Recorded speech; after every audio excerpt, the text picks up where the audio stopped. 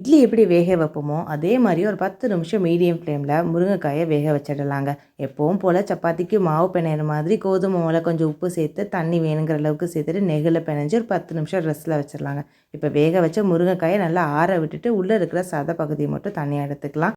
இந்த சத பகுதிகள மிக்ஸி ஜார்ல சேர்த்துட்டு, கொஞ்சமா உப்பு சேர்த்துட்டு, தண்ணியே சேர்க்காம மையா அரைச்சு எடுத்துக்கலாங்க.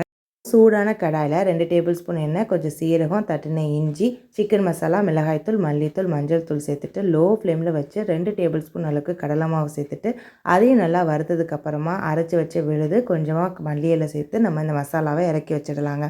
பிணைஞ்சு வச்சுருக்க சப்பாத்தி மாவில் நல்லாவே கோதுமை மாவை கோட் பண்ணதுக்கப்புறமா நம்ம எப்பவும் போல் இழுத்துட்டு இப்போ மசாலாவை நல்லா ஒரு உருண்டையாக உருட்டி நான் காட்டுறது போல் உள்ளே வச்சு கவர் பண்ணி ரெடி பண்ணிக்கலாங்க.